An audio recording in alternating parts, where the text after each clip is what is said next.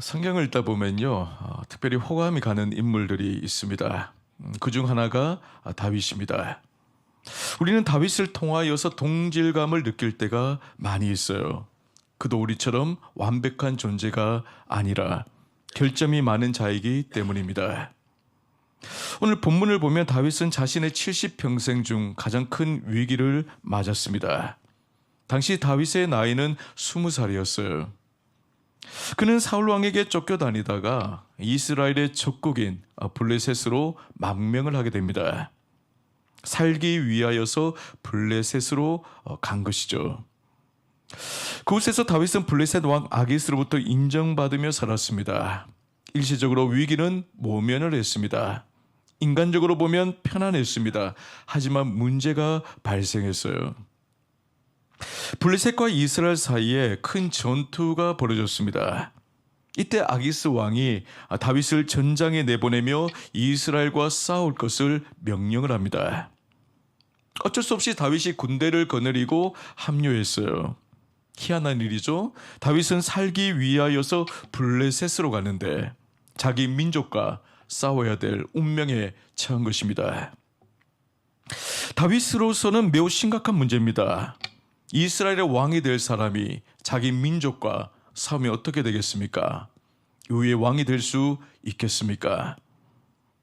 다윗이 이스라엘과 싸울 수도 없고 싸우지 않을 수도 없는 상황에 놓인 것이죠. 진퇴양난입니다. 근데 다행히 아기스 왕의 부하들이 다윗과 함께 전쟁하는 것을 강하게 반대했습니다.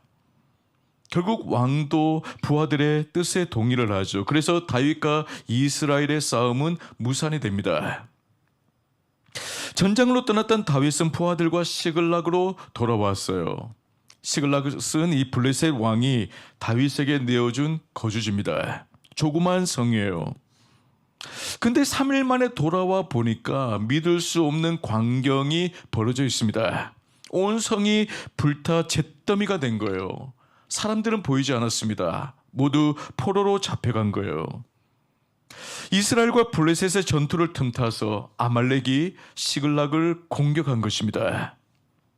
다윗과 부하들이 가족을 잃고 대성통곡합니다. 4절을 보시면 다윗과 그와 함께한 백성이 울 기력이 없도록 소리를 높여 울었더라. 눈물이 안 나올 정도로 통곡하며 울었다는 거예요. 당시 상황이 얼마나 기가 막힌 상황이었는가를 짐작해 볼 수 있습니다. 이 사건으로 다윗은 더 큰 어려움을 겪게 되죠. 자기 부하들이 모든 책임을 다윗에게로 돌립니다. 그들은 자기 처자를 잃어버린 분을 참지 못해서 다윗을 돌로 쳐 죽이려고 했어요. 다윗이 심각한 위기에 내몰린 거죠. 6절을 보시면 백성들이 자녀들 때문에 마음이 슬퍼서 다윗을 돌로 치자 하니 다윗이 크게 다급하였으나 다윗이 크게 다급했다고 합니다. 속수무책의 상황에 놓인 거예요. 우리는 오늘 본문을 통하여 두 가지 질문을 한번 던져볼 필요가 있습니다. 먼저 다윗이 잿더미 위에 앉게 된 이유가 무엇인가 하는 겁니다. 인생에는요, 욥처럼 특별한 이유 없이 재난을 당하는 예가 있습니다. 근데 이 다윗 같은 경우는 좀 다릅니다. 다윗이 겪은 재난에는 분명한 이유가 있었습니다. 우리가 아는 바와 같이 다윗은 하나님의 큰 은총을 받은 자였어요.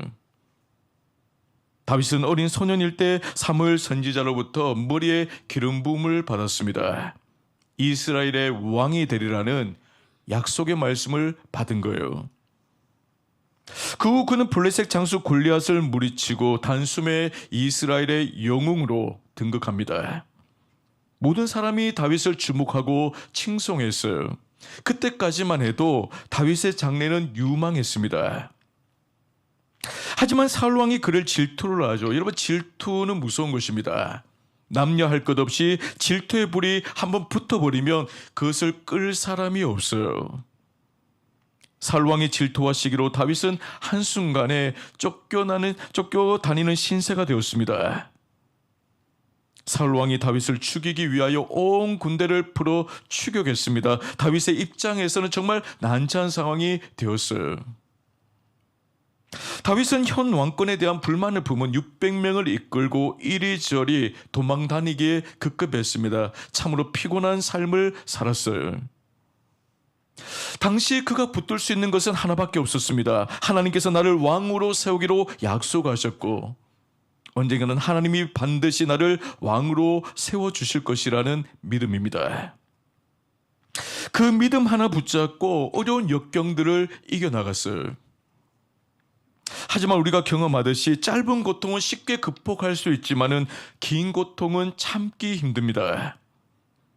다윗도 마찬가지였어요. 살왕의 추격이 길어지면서 점차 지쳐갔습니다. 언제까지 이런 도피를 이어가야 하는가 하는 회의감이 몰려왔어요. 게다가 하나님은 침묵만 하는 것 같습니다. 그때부터 다윗이 잘못된 생각에 빠져들게 됩니다. 사무엘상 27장 1절을 보시면 다윗이 그 마음에 생각하기를 내가 후일에는 사울의 손에 붙잡히리니 블레셋 사람들의 땅으로 피하여 들어가는 것이 좋으리로다. 다윗은 결국에 자신이 사울에게 붙잡힐 것이니 차라리 블레셋 땅으로 도피하는 편이 낫다라고 생각을 했어요. 그리고 블레셋으로 만명합니다. 사실 다윗은요, 블레셋으로 가서는 안 될 사람이었어요. 사무엘상 22장 5절에 보면 모압 땅의 피신에 있는 다윗에게 갓 선지자가 찾아와서 이런 말을 합니다. 선지자 갓이 다윗에게 이르되 너는 이 요새에 있지 말고 떠나 유다 땅으로 들어가라. 다윗이 떠나 헬의 수풀에 이르리라. 갓 선지자가 다윗에게 다시 유다 땅으로 돌아갈 것을 권면합니다. 다윗은 하나님의 사람이요 장차 이스라엘의 왕이 될 사람이었어요. 그를 향한 하나님의 뜻은 그가 유다에 남는 것이었습니다. 왕이 될 때까지 그곳에서 인내하며 기다리는 것이었어요. 하나님이 왕으로 세워주신다고 약속했으면 절대 망하지 않습니다. 위기에 내몰려도 죽지를 않아요. 근데 다윗은 사울의 손에 붙들려 죽을지 모른다고 생각했습니다. 믿음이 흔들린 것입니다. 우리에게도 이런 일들이 자주 일어나죠. 하나님이 말씀을 주실 때만 해도 내가 그 말씀을 온전히 신뢰합니다. 붙들겠습니다. 그 말씀을 의지하며 나아가겠습니다. 결단을 해요. 근데 막상 어려운 현실을 마주하게 되어지면 그 믿음이 흔들립니다.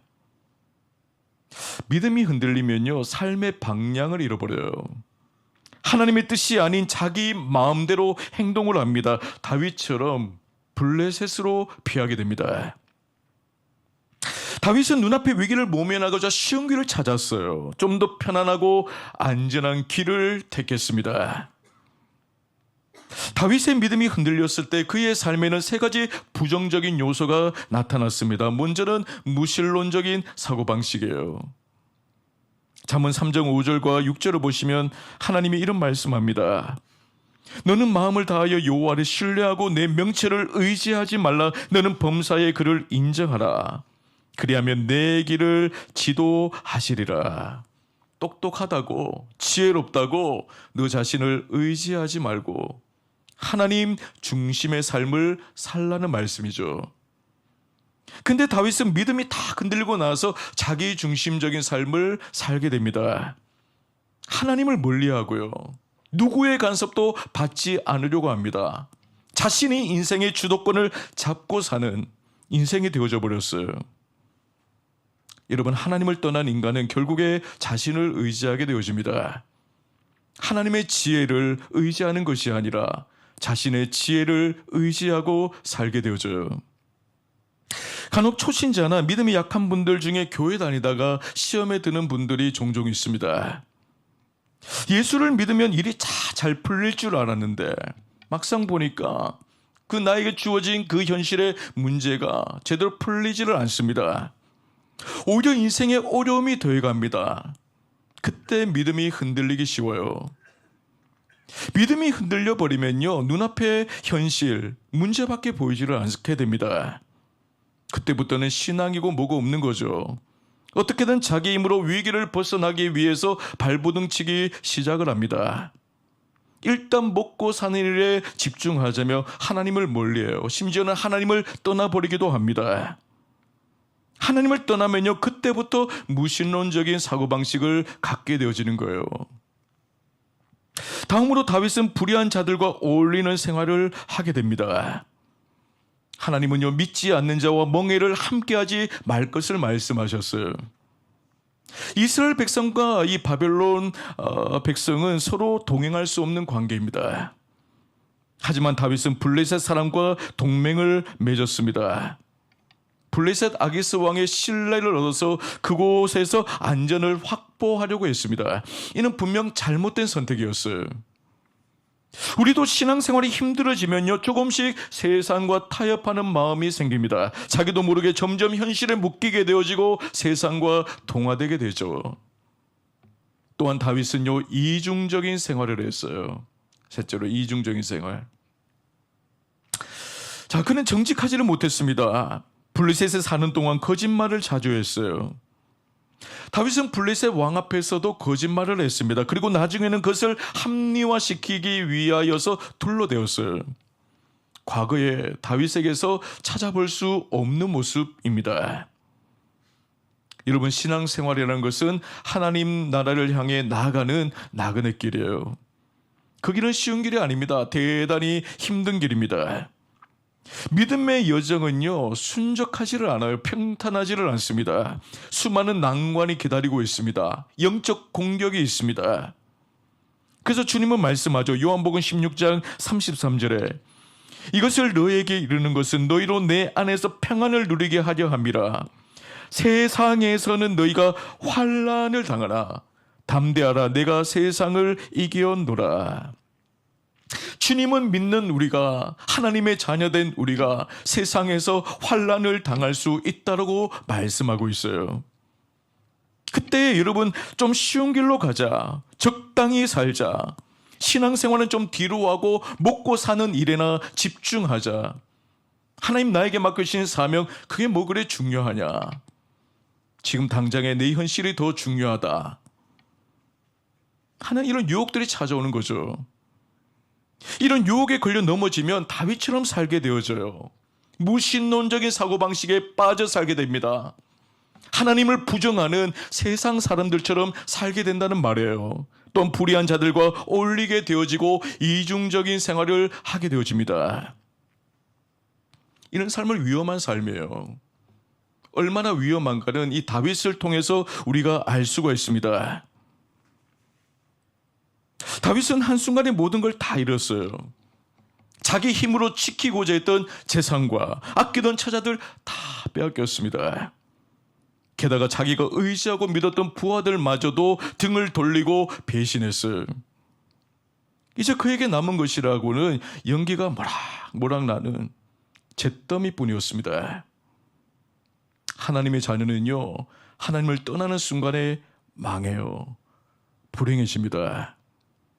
제가 이런 말을 하면 마음에 반발심이 올라오는 분들도 있을 거예요. 아니, 아예 하나님을 믿지 않은 사람들 중에도 세상적으로 잘 되는 사람이 얼마든지 있는데 하나님을 떠난다고 망한다는 게 말이 되냐?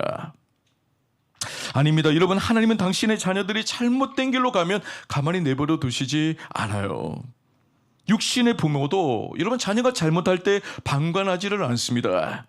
진짜 그 자녀를 사랑하는 부모라면 매를 들어서라도 돌이키게 만드는 법이죠. 하나님은요, 자비로우시고 사랑이 많으신 분이에요. 하지만 우리가 하나님을 멀리하거나 경고를 해도 돌이키지 않으면 결국에 잿더미에 앉게 만드세요. 우리 인생의 가장 소중한 것이 뭐예요? 믿음입니다. 가장 중요한 것이 물질이 아니고 세상의 성공이 아니고 영원한 생명이에요. 하나님 나라예요.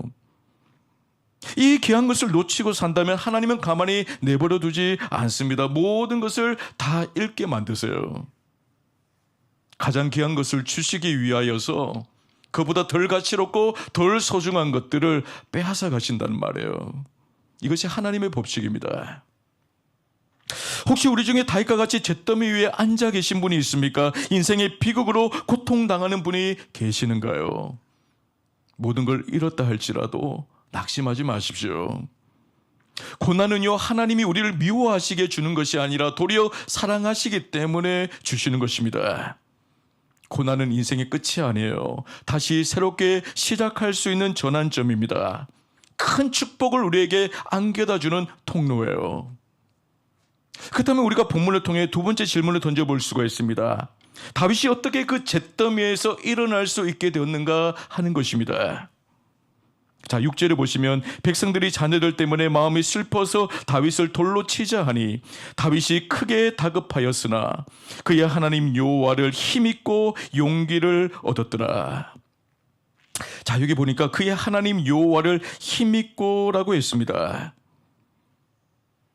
다윗은 자신이 지금까지 기대하고 의지했던 모든 것을 내려놓고 하나님을 찾기 시작했어요. 다윗이 아말렉의 기습으로 모든 걸 잃었을 때 믿었던 부하들이 배신했습니다. 다윗을 돌로 쳐 죽이려고 했습니다. 그때 다윗이 정신이 번쩍 든 거죠. 자신이 신뢰하고 의지해야 될 대상은 자신을 따르는 사람이 아니라, 부하가 아니라 하나님이라는 사실을 깨닫게 된 것입니다. 다윗은 한동안 하나님을 잊고 살았어요.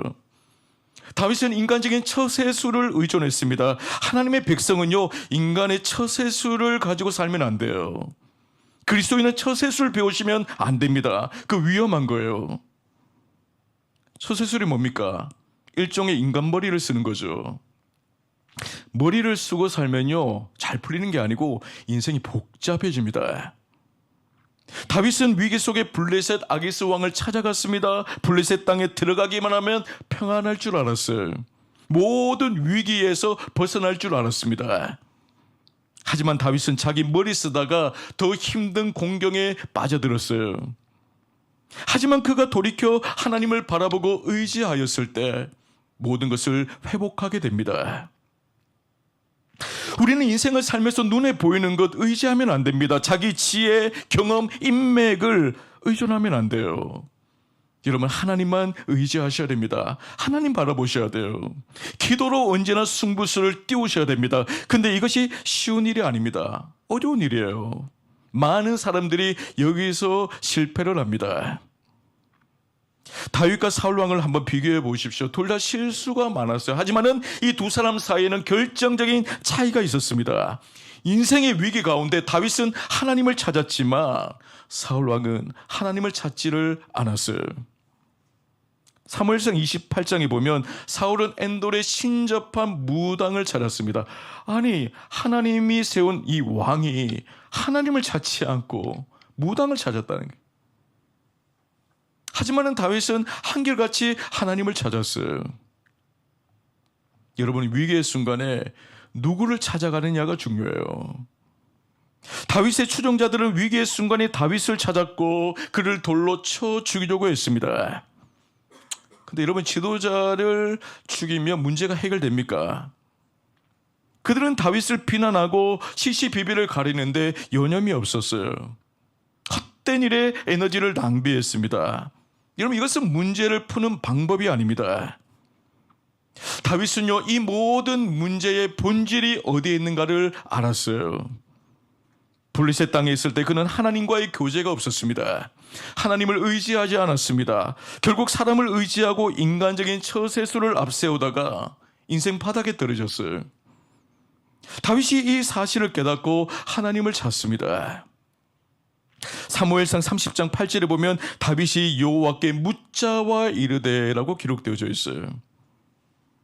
이는 사무엘상 27장에서의 다윗의 모습과는 대조가 되어집니다. 여러분, 사무엘상 27장에는 1절에 보면요, 다윗이 그 마음에 생각하기를이라고 되어 있어요.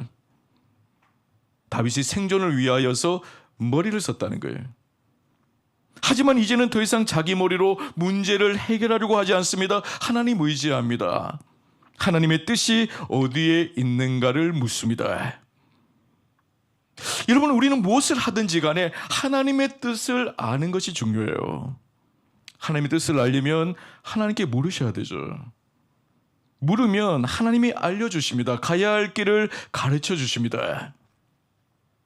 하나님은 언제나 우리에게 말씀하시는 분이시죠. 기도 중에 말씀합니다.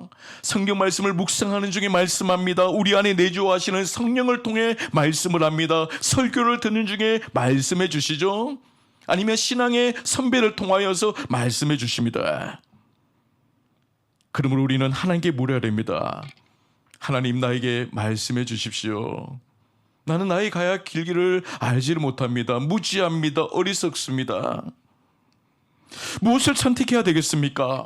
어디로 가야 되겠습니까? 기도하셔야 돼요. 그때 하나님이 말씀해 주십니다.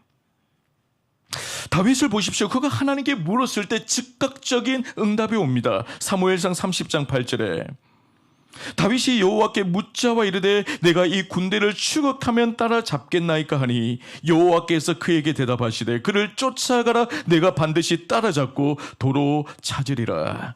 하나님이 아말렉을 쫓아가라고 명령하시죠. 다윗이 그 말씀대로 부하를 이끌고 떠납니다. 근데 가는 길에 사지에 내몰린 한 사람을 만납니다. 그는 애굽인이요 아말렉 사람들의 종이었어요. 근데 병들어서 버림을 받았습니다. 다윗은 버림받아 죽어가고 있는 그에게 다가가서 사랑을 베풀었어요. 다윗의 배려로 그는 다시 기력을 회복하게 됩니다. 이후에 이 종이 다윗에게 아말렉과 관련된 정보를 주고 그를 인도해 주죠. 이는 우연한 일이 아니었어요. 하나님의 섭리 안에서 이루어진 일이었습니다. 하나님이요 기막힌 방법으로 다윗을 인도하신 겁니다. 결국에 다윗은 아말렉과의 전투에서 힘들이지 아니하고 승리를 거둘 수 있게 됩니다. 잃어버린 처자를 모두 되찾습니다. 하나님의 응답은 빠르고 정확했어요. 모든 것이 순식간에 회복되었습니다. 성도 여러분, 혹여나 지금까지 내가 내 인생의 주도권을 쥐고 살다가 어려움에 봉착한 분이 계십니까? 하나님의 인도하심이 아닌 나의 지혜와 처세술을 믿다가 잿더미에 앉아 계신 분이 계십니까? 여러분, 지금이라도 늦지 않았어요. 하나님을 찾으시고 그분의 인도함을 받으시기를 바랍니다. 하나님의 인도하심을 받으려면 무엇보다 경건의 시간 확보를 하셔야 돼요. 하나님과 독대할 수 있는 그 시간과 장소를 정해놓고 매일같이 하나님 앞에 나아가는 훈련을 하셔야 합니다. 말씀 묵상과 기도 생활을 꾸준히 해 나가셔야 돼요. 여러분, 이런 노력 없이는요 하나님의 음성을 들을 수도 없고 주의 뜻을 깨달을 수도 없습니다. 사실상 여러분의 인생에 하나님의 인도함을 받는다는 것이 불가능해져요. 인생의 가장 중요한 일은 나의 노력 이전에 하나님의 인도함을 받는 것입니다. 내가 내 인생의 주도권을 쥐고 살면요 평생 후회할 일만 남게 되어져요. 불행해집니다. 하지만 하나님의 인도하심을 받으면 일상이 간증이 되고 복이 됩니다. 지난날 우리 인생이 잿더미가 되었던 그 순간들 한번 떠올려 보십시오. 한 번이라도 제대로 내가 결정하기 전에 내가 내 가야 할 길을 택하기 전에 하나님께 한 번이라도 제대로 물었더라면 겪지 않아도 될 일이었어요. 다윗은 자기 깨와 처세술을 믿다가 결국에 공경에 처했습니다. 인생 최대 위기를 만나게 되었어요. 죽을 뻔했습니다. 이런 일을 통해 다윗은 자기 생각을 내려놓고 하나님의 인도를 받는 길을 선택을 하죠. 하나님은 이런 사람을 찾으세요. 하나님께 묻는 사람, 하나님께 나오는 자를 찾으십니다. 우리는 위기의 순간에 가장 먼저 하나님을 찾으셔야 돼요. 하나님께 묻고 하나님으로부터 답을 얻으셔야 합니다. 우리가 하나님을 찾으면 하나님이 반드시 응답해 주십니다. 모든 위기에서 우리를 건져내어 주십니다. 반드시 승리케 하실 것입니다. 이 은혜를 날마다 누리며 살아가는 우리 모든 성도들 되시기를 주의 이름으로 간절히 축원합니다.